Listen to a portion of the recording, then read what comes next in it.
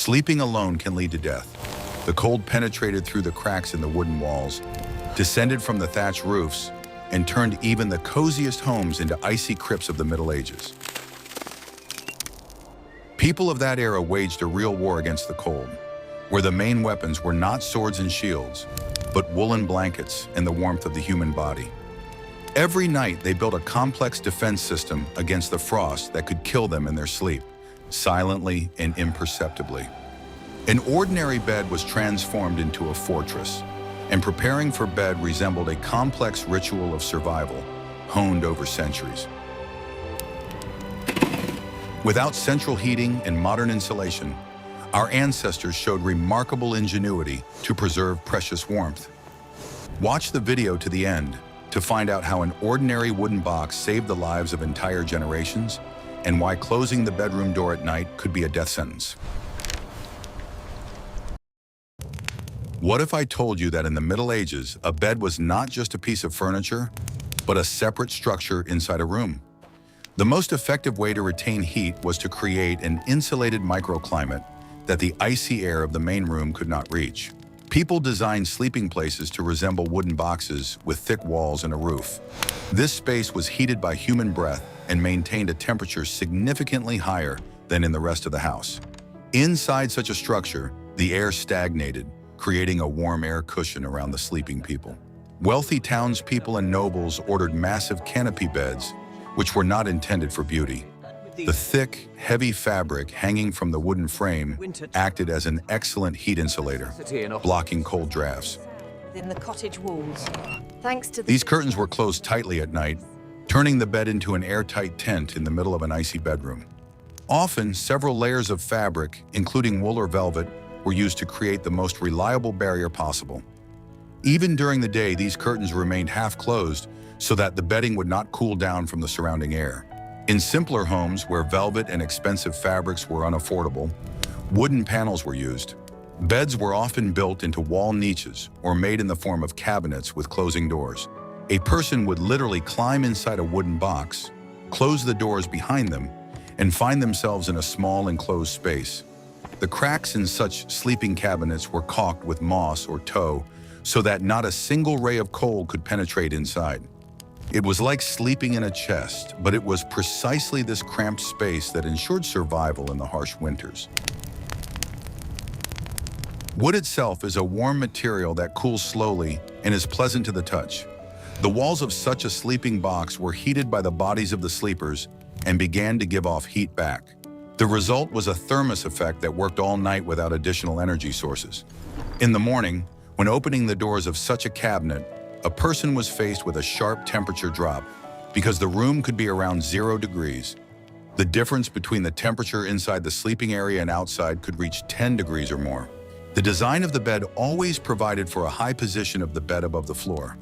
Cold air, as we know, is heavier than warm air and always accumulates at the bottom near the ground or floorboards. By raising the mattress to an impressive height, people moved away from the area of the strongest cold. Often, the space under the bed was used to store chests with belongings, which created an additional layer of insulation from below. Sometimes the beds were so high that a special stool or ladder was needed to lie down. Bedding was also arranged according to a strict system, resembling a layer cake. The base was a straw mattress, which retained heat well and insulated the body from the wooden boards of the bottom. On top of it, they placed a feather bed stuffed with goose down or feathers, into which a person literally sank. On top, they covered themselves with several layers of woolen blankets, which were heavy and dense. The weight of these blankets itself created a feeling of security and pressed the fabric tightly against the body. Pillows were used not only under the head, but also to cover the sides to reduce the amount of air that needed to be heated. Pillows were often used along the back or at the feet, creating a closed contour. The less empty space there was around the body, the faster it warmed up. This was the principle of energy conservation, which became second nature in everyone's daily life. People instinctively sought to fill all the available space in their beds with themselves and their belongings. An important detail was the headboard, which was always made high and solid. It protected the head from drafts that could blow through the room even when the shutters were closed. The wooden back of the bed was often placed against the inner wall of the house, rather than the outer wall, which was much colder. The arrangement of furniture in the room was planned, taking into account the windrows and the coldest corners of the building. No one placed the bed near a window or door where the movement of cold air was greatest. In the harshest regions, it was common practice to completely cover the sleeping area with skins, with the fur facing inwards. The fur created an additional air layer and had unique heat-saving properties. Such fur canopies could retain heat even on nights when the water in the bucket on the table turned to ice. It was an extreme measure, but it saved lives during periods of severe frost. Every detail of the interior served a specific function in the struggle to maintain temperature. We would be very interested to hear your point of view. What do you think about sleeping in a closed cupboard? Does it seem cozy or scary to you? Write about it in the comments. Are you ready to learn the truth about how fire was handled when everyone went to bed? The central hearth was the heart of a medieval home and the main source of life during the winter. The stone used to build the hearth or fireplace accumulated heat throughout the day while food was being prepared in the house. At night, this massive stone began to function like a huge battery, slowly releasing the accumulated energy.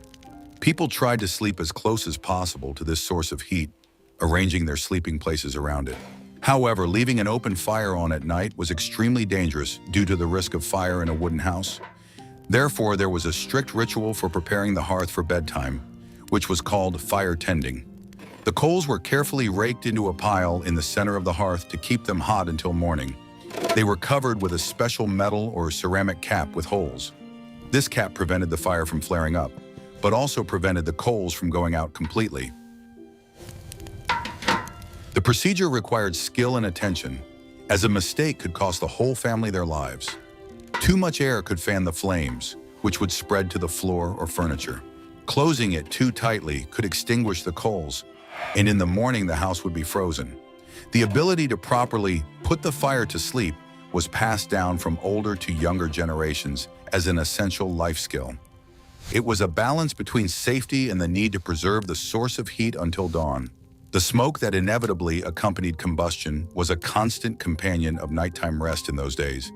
In houses without chimneys, which were heated black, smoke accumulated under the ceiling, forming a warm but acrid cushion.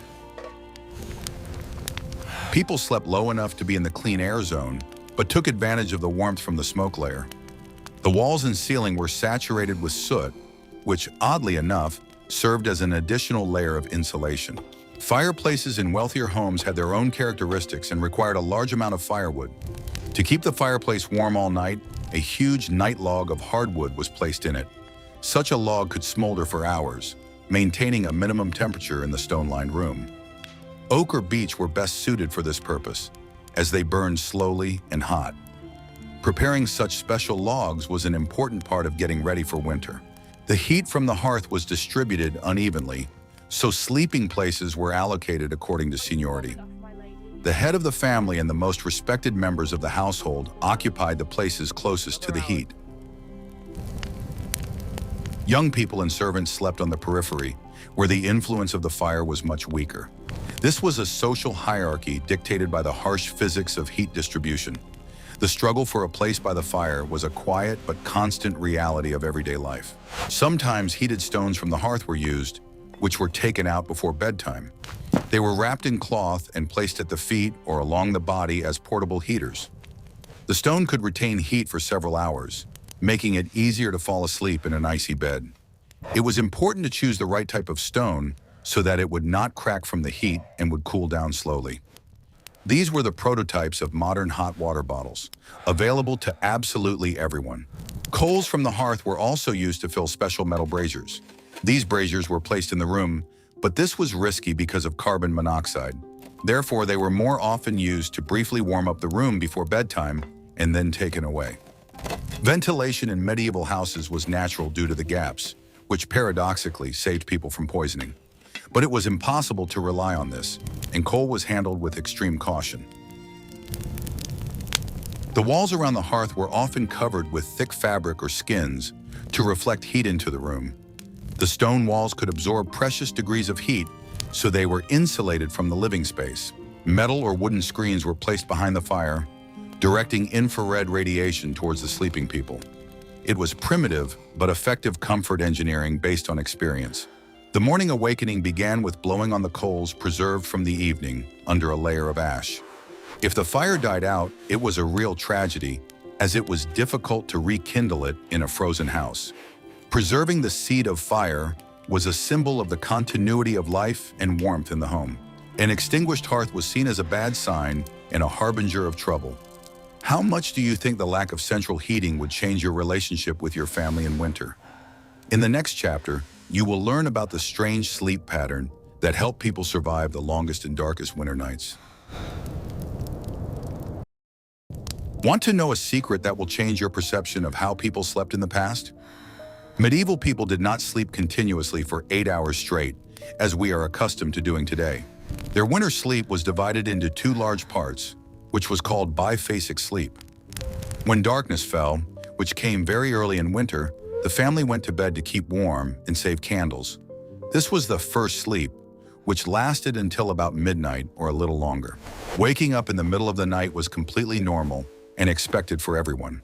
At this hour, when the house still retained the remnants of the evening's warmth, people stayed awake in their warm beds. This time was called the hour of wakefulness, or watch, and it was used for quiet activities. People talked quietly, prayed, reflected on the past day, or planned for the next. In complete darkness and relative warmth under the blankets, it was a moment of intimacy and peace. Grant us thy peace. This break in sleep also had a practical purpose in keeping the house warm. During this time, someone could get up to check the coals in the hearth or adjust the night log. If it got too cold, another blanket could be added, or people could huddle closer together. Activity in the middle of the night got the blood flowing and prevented the body from freezing in immobility for long hours. It was a kind of restart of the body's thermoregulation system. Winter nights were so long that it was physically impossible to sleep all that time. Lying in the dark for 12 to 14 hours straight is exhausting, so a break was necessary. During this wakefulness, many people engaged in mental work, wrote poetry, or simply indulged in reflection. The absence of external stimuli and noise made this time particularly productive for the brain. Many important decisions were made during these quiet night hours. After an hour or two of wakefulness, a second sleep would come, which lasted until dawn. Morning sleep was often deeper, as the temperature in the house dropped to its lowest point at this time. The body fell into a deep state of rest to conserve energy before waking up. People had to wake up in a cold room, so they were in no hurry to get out of bed. This sleep pattern allowed people to synchronize with natural rhythms and daylight hours. In winter, human activity naturally decreased, and most of the day was spent in a state of rest. This helped to save calories, which were in short supply during the cold season. The less a person moved and the more time they spent in the warmth of their bed, the less food they needed. Interestingly, neighbors could visit each other during this nighttime break. If the houses were close together, people could shout to each other or even gather together at someone's house. However, in winter, people did not want to open the door to the street unnecessarily, so communication was limited to the family circle. This rhythm of life created a special sense of time, unhurried and cyclical. To stay warm during the night, people often wore special night jackets over their shirts. It was cold to sit in bed uncovered, so they wrapped their shoulders and backs for extra warmth. Nightcaps were also kept on at all times to prevent heat loss through the head. Preparations for the second sleep were as thorough as those for the first. References to the first and second sleep are found in many historical documents and literary works. Doctors of that time considered this regime to be the most healthy and natural for humans. They recommended using the break for conception, as it was believed that the body was most rested at this time. With the advent of artificial lighting, this tradition gradually disappeared. The merging of sleep into one continuous block occurred only in modern times with the development of technology. We have lost this unique nighttime hour of reflection and peace, replacing it with electric light. But it was this hour that helped our ancestors survive the endless winter darkness and cold. Be sure to like this if you would like to try this sleep pattern at least once in your life. What if everything you've been taught about nightwear has nothing to do with the reality of the Middle Ages. Stripping naked before bed in a freezing house would be madness and a sure way to catch pneumonia. Nightwear was not just underwear, but a full-fledged protective suit designed to keep the body warm at all costs. The main material for sleeping was a linen shirt over which woolen garments were worn. The head was the main source of heat loss, so a nightcap was a must for everyone. Men wore thick knitted hats that fit snugly around the head and ears.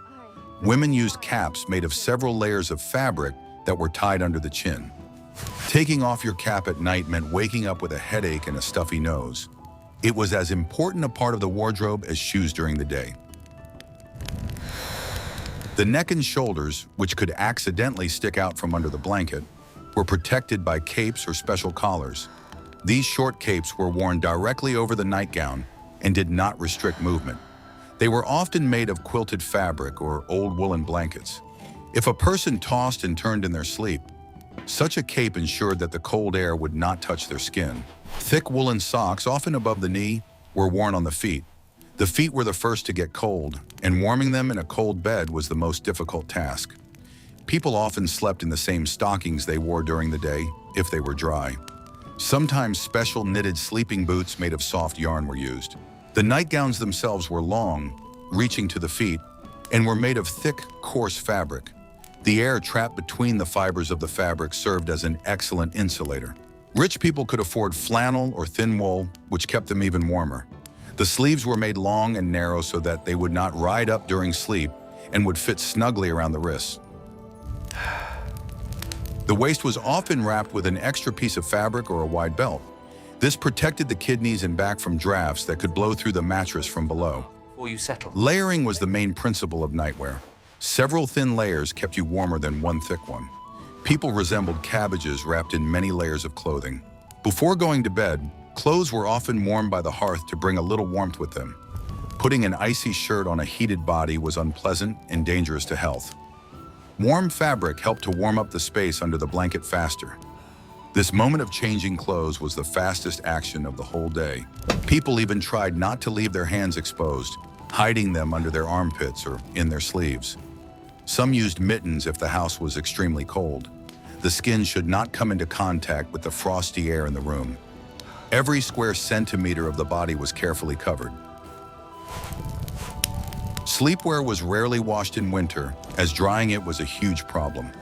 Strangely enough, a layer of skin fat and dirt also served as a kind of protection and fabric sealant. Hygiene took a back seat in the face of the deadly cold. The main task was to survive until spring, not to smell like roses. Thus, people went to bed fully equipped to fight the cold. The difference between daytime and nighttime clothing was often only the absence of an outer jacket and shoes. Sleep was a continuation of the struggle for existence, only in a horizontal position. Do you think you could fall asleep wearing a hat and wool socks? In the next chapter, you will learn how architects of the past turned ordinary straw and mud into super insulation. The house itself was the first line of defense, and its ability to retain heat depended on the materials and construction. The walls of most ordinary people's houses were made using half-timbered or mud brick technology. The log frame was filled with a mixture of clay, straw, and manure, creating a thick and dense monolith. Once dry, this mixture had excellent thermal insulation properties comparable to modern materials. The thickness of such walls could reach half a meter, which reliably blocked out the street frost. The roofs were covered with a thick layer of straw or reeds, which were laid in dense rows. Straw, being hollow inside, contains air, which is the best natural insulator. The layer of such a roof could be half a meter thick or more, acting as a giant duvet for the house. Snow falling on such a roof did not melt, which meant that heat did not escape through the top. The snow cap served as an additional layer of insulation, provided free of charge by nature. Windows were the most vulnerable places, so they were made tiny and few in number. Glass was an incredible luxury, unaffordable to most, so the openings were covered with ox bladders, oiled cloth, or mica. These materials let in dim light but did not retain heat well, so at night the windows were closed with heavy wooden shutters. The shutters were often lined with felt or straw mats on the inside for better insulation. Floors in houses were rarely wooden. Most often they were packed earth or clay.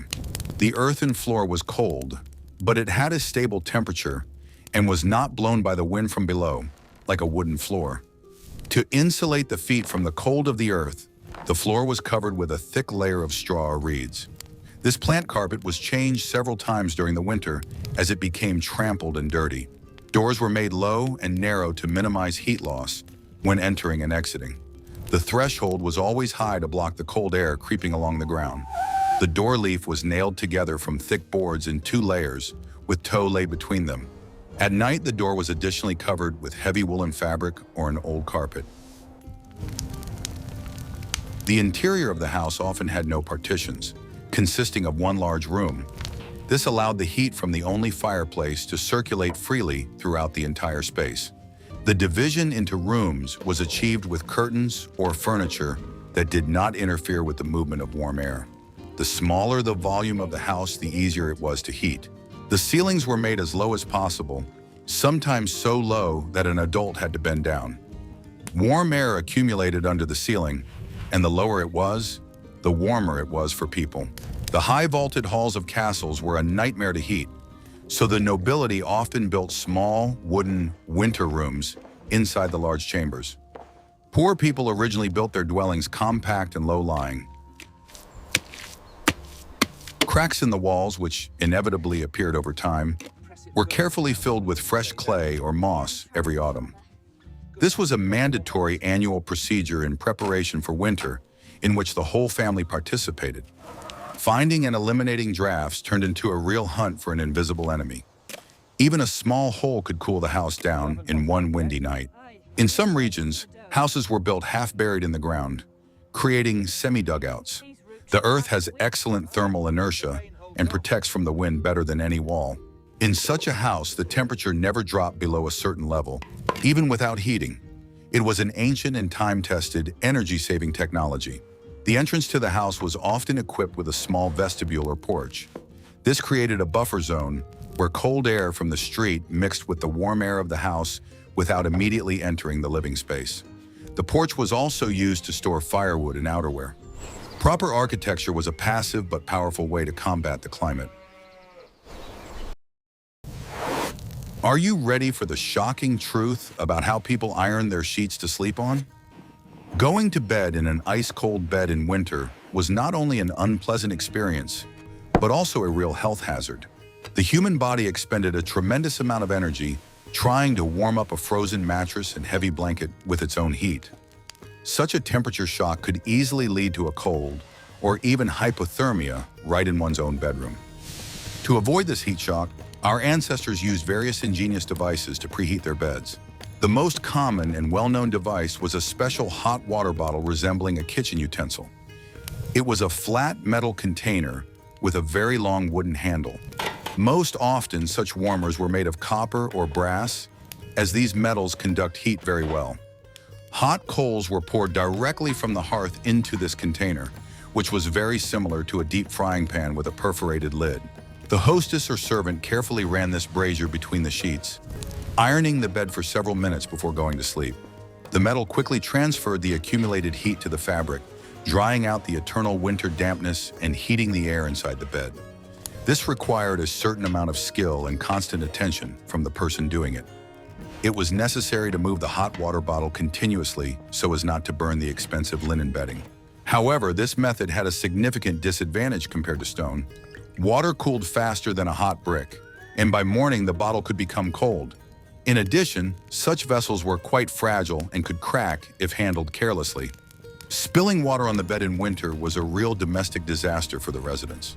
A wet bed in a cold house meant that it was impossible to sleep in it for several days or even weeks. It was incredibly difficult to dry a mattress without central heating, and it could become moldy. Therefore, many preferred dry heating methods that did not involve liquids.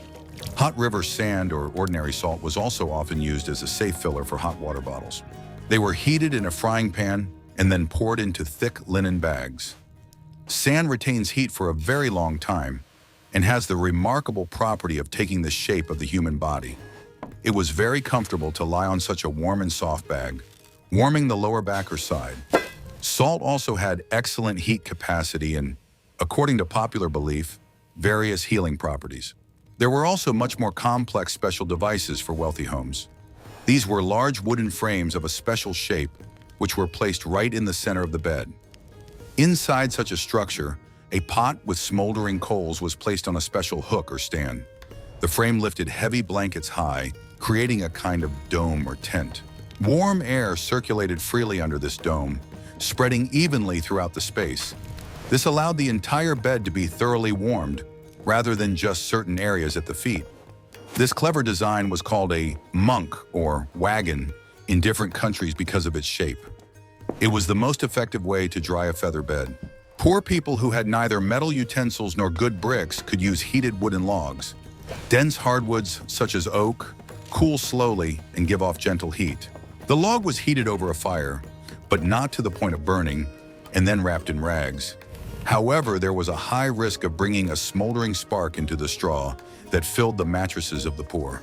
Nevertheless, the agonizing desire to warm up often overcame the well-founded fear of fire. People took the risk because sleeping in the cold was unbearable for their tired bodies. Every calorie of heat was counted and treasured as the greatest value. Sometimes pets were allowed into bed to use their body heat. Warm baths were also used to warm hands and feet before bed, if it was possible to heat water. Feet steamed in hot water were quickly wiped dry with a coarse cloth. Then they were immediately tucked into thick, knitted woolen socks to keep them from cooling down. This helped them fall asleep quickly and relax while their limbs retained the warmth of the water. But water was in short supply in those days and had to be carried in buckets from the well. Heating a large amount of water every evening was an unaffordable luxury and a waste of firewood. Therefore, such procedures were not available to everyone, and not every day. More often than not, people relied on objects heated in a common hearth. Sometimes they took heated massive metal plates or even old tools to bed. Irons, weights, or just pieces of iron. Any massive object would do. The main thing was that it was able to accumulate heat from the hearth and slowly release it. The ingenuity of freezing people in their search for sources of heat knew no bounds. In winter, beds literally turned into storage spaces for various hot objects. In the morning, cooled bricks, stones, and irons were removed from under the blankets. They were returned to the hearth or stove to warm up there all day. This endless cycle of heat was an integral and important part of winter life. Without these small but important tricks, surviving the long winter nights would have been much more difficult. People used the laws of physics intuitively, trying to survive in harsh conditions. How do you protect yourself from the cold when the heating is turned off? In the next chapter, we will discuss how ordinary carpets on the walls protected people from deadly drafts. Textiles in the interior of a medieval home were not used for decoration, but rather as vital insulation. Bare stone or wooden walls were ice cold to the touch, even with a fireplace. Stone literally sucked the heat out of the human body, acting like a giant refrigerator. In addition, the walls of old houses often let in drafts through numerous cracks and micro cracks in the masonry. To create a protective barrier between the inhabitants and these icy surfaces, the walls were hung with anything and everything. In huge castles and wealthy merchant houses, these were the famous tapestries. These were dense woven pictures made of pure wool, often with biblical or hunting scenes. They cost a fortune, but their main function was purely utilitarian. The tapestry created a stationary air layer between the cold wall and the living room. This air acted as an excellent insulator, similar to a modern thermos or double-glazed window. The draft that penetrated through the stonework was entangled in the thick pile of heavy fabric. The wind got stuck there and did not reach the people sitting in the room. The wool from which these carpets were woven is a naturally warm material. The room, completely covered with fabric, felt and was in fact several degrees warmer. Sound in such a room became muffled, which added to the feeling of warmth and comfort. Bare walls reflected the cold, while the fabric returned the heat of the hearth back into. This prevented precious heat from escaping to the roof, where it was useless. This was especially true for old houses with very high ceilings. This design made the room resemble a cozy box upholstered in velvet or cloth. Life inside such a textile cocoon was much more comfortable. The bed, as we have already mentioned, was also surrounded by a thick canopy on all sides. This canopy was part of the overall system of textile protection of the house from the cold. The fabric of the canopy had to be very dense and heavy so as not to let air through. Fulled wool, lined velvet, or thick cloth were often used. Light silk or linen curtains were exclusively a summer option for protection from insects. In winter, they were completely useless against drafts and low temperatures. The thicker and coarser the canopy fabric, the more peaceful and warm the owner's sleep was. Inside the closed canopy, the temperature could be 5 to 10 degrees higher than in the bedroom. Absolutely everything that could insulate the feet from the cold ground was also laid on the floor. Stone floors on the first floors were the main source of cold for the feet. If real pile carpets were too expensive, other materials were used. Woven mats made of river reeds, rushes, or dry straw were popular. They created the necessary layer of air underfoot and protected against drafts coming from the floor. Walking on such a springy plant bedding was much warmer than walking on stone. The layer of straw on the floor was also changed as it became dirty, which helped to maintain cleanliness. In winter, this layer was made much thicker than in summer. In those days, old worn-out clothes were never thrown away. They were used to caulk cracks in walls and windows or sewn into large sheets. Patchwork quilts and rugs were sewn from the smallest scraps of fabric and rags. Multi-layered quilted items were created, which retained heat well due to their thickness. Every piece of fabric in the house, even the smallest, was used to combat the cold. It was a world literally wrapped in wool, felt, and old rags. Textiles also helped residents combat the eternal problem of dampness in the room. Natural fabrics, especially wool, excellently absorbed excess moisture from the air. In a dry room, the human body always tolerated the cold better than in a damp one. Fabrics acted like sponges drying the air, but they required care. Periodically, all these curtains and tapestries had to be dried over an open fire. If this was not done, they could quickly become moldy and start to rot. The smell of damp wool drying by the fire was an integral part of any winter at that time. Textile curtains created a feeling of not only physical, but also psychological comfort. They softened sharp corners, covered gloomy walls, and visually reduced the space. In a small room softened by fabrics, people felt safe. This created a feeling of protection from the hostile and icy environment outside the window. Fabric was literally a second skin for the house, protecting its inhabitants from death. Without this abundance of textiles, stone castles would have been uninhabitable in winter. Cold always rises from below, and the floor was the most problematic place in the house. In most dwellings, the floors were earthen or stone, which made them powerful accumulators of cold.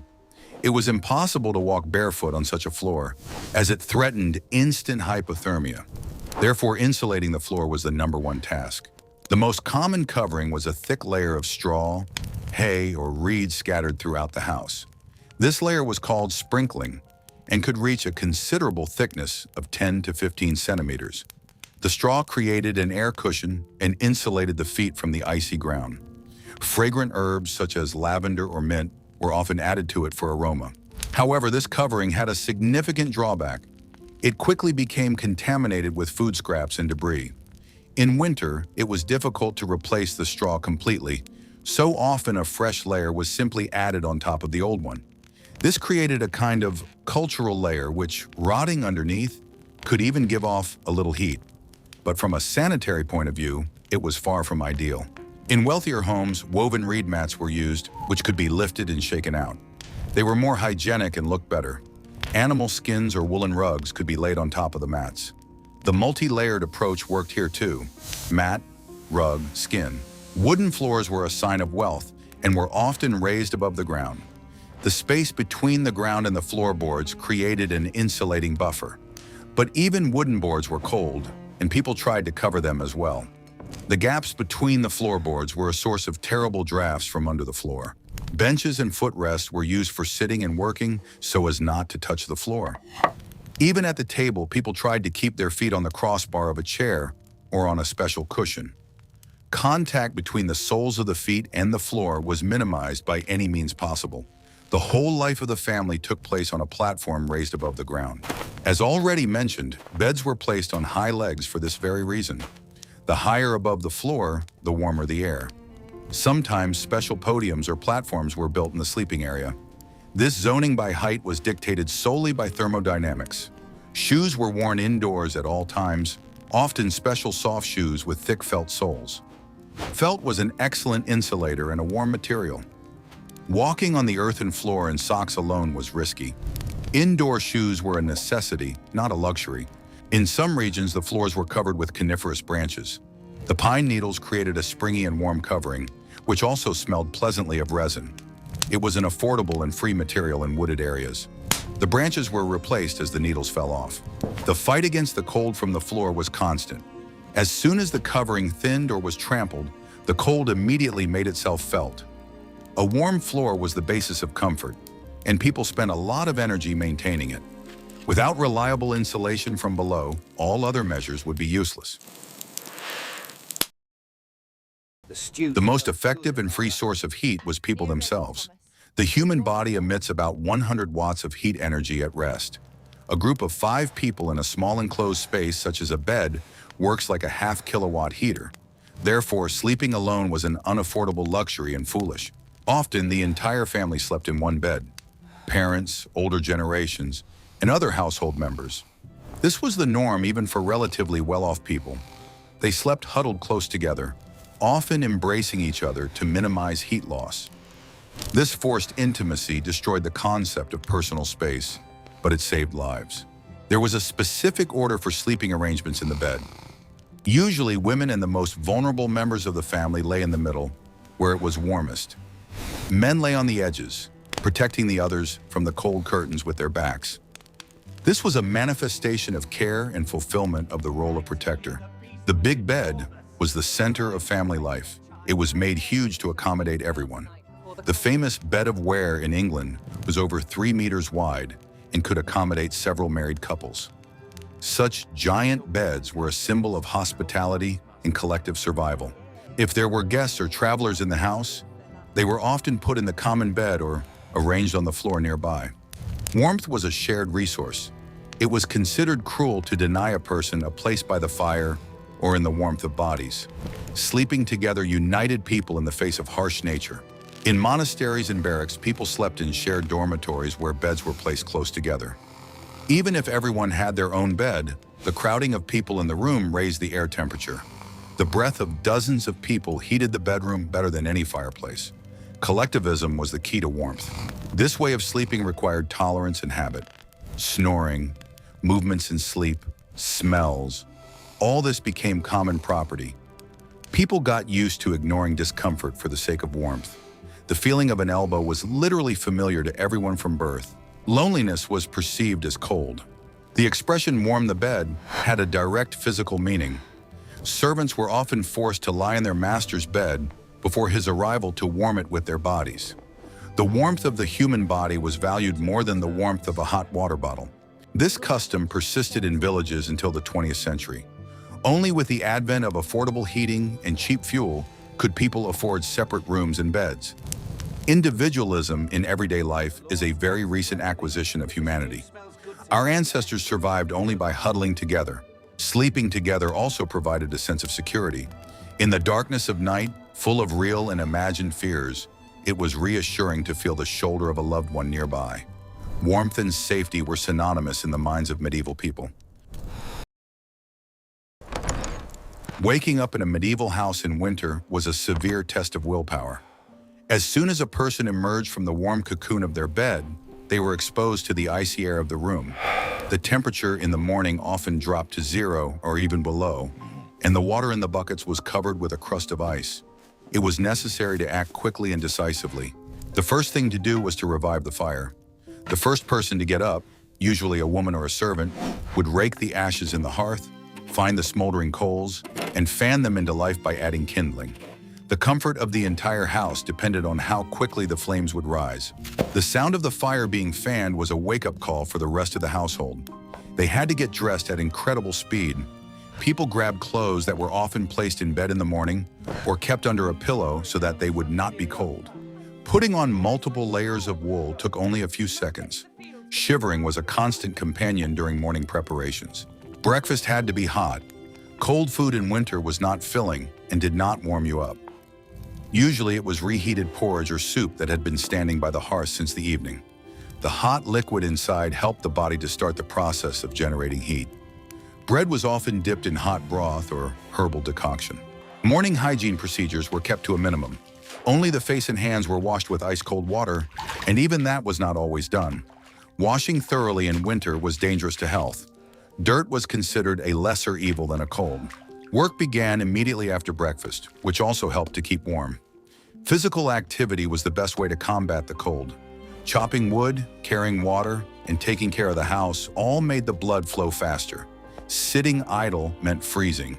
The windows were opened, if there were shutters, only when the sun was already rising to let in a little light. But they tried to ventilate carefully so as not to let out the precious heat accumulated during the night. The daylight hours were short, and it was necessary to finish all the work before dark. Checking the wood and peat supplies was a daily chore. Running out of fuel was a disaster, so it was conserved as much as possible. In the morning, people would estimate how much they could burn that day based on the weather outside. Life in winter turned into an endless cycle of heat conservation. Every action was evaluated in terms of energy consumption. Getting up in the morning was a victory over the night and the cold, confirmation that the family had survived another winter. As you can see, surviving winter in the Middle Ages was a real art that required ingenuity, discipline, and unity. Every detail of daily life, from the design of the bed to the nightcap, was of vital importance. The cold was a ruthless teacher that did not forgive mistakes. Could you survive a week in such conditions without central heating or electricity? Be sure to subscribe to the channel so you don't miss new insights into everyday history that you won't find in textbooks.